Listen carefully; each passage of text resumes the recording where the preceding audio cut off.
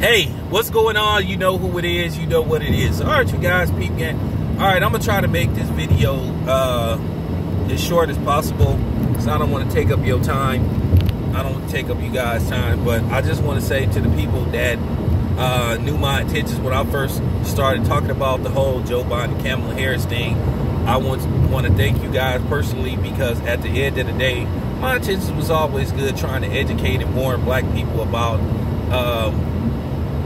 you know, just things that's what to become, what to watch out for. All the stuff that I said was gonna happen is happening. Look, at the end of the day, I don't need a college degree to tell people what's going on when you visibly can see what's going on. Now that Jim Crow Joe has made it clear he don't give a damn about reparations, which nobody gives a damn about reparations except black people. And then there are certain black people that don't want black people to have reparations. And for, you know, like at the end of the day, once we stop white worship, the better off we gonna be. Like I said, I warn people about Jim Crow Joe.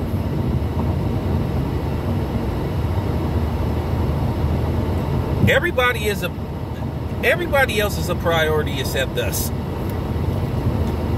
I keep telling black people we don't have no allies, man. When y'all stop believing that, the better off you're gonna be. Look, it's cool to have a conversation and have a conversation to be respectful of somebody, but if you think that people that don't look like us is gonna ride or die for us, you sadly mistaken.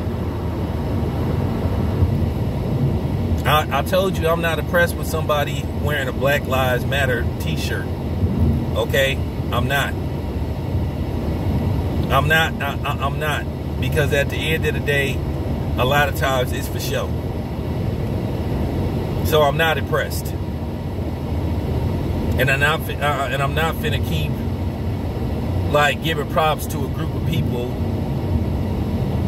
for so-called trying to do something what they should have been doing in the first place, which is to treat people with human, you know, decency, and stop looking at people as animals.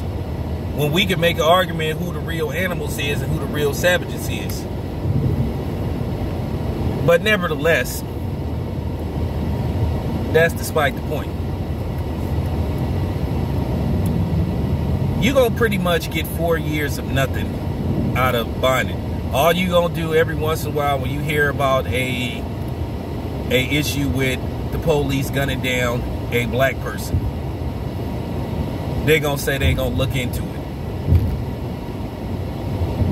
Okay? That's all you gonna hear. They're gonna speak on it and then that's gonna be it. Barack Obama did absolutely nothing when it came to the Trayvon Martin situation. He had the podium.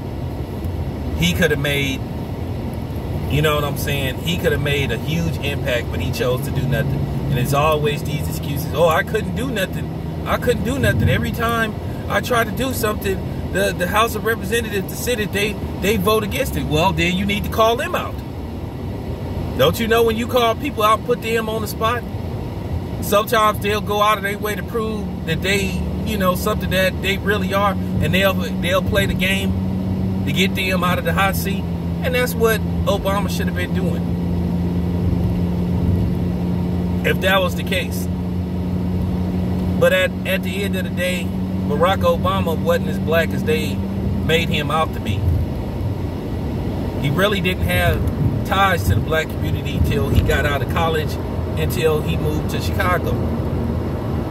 Raised in Hawaii by white grandparents, who he said himself was racist. So there you go. But nevertheless,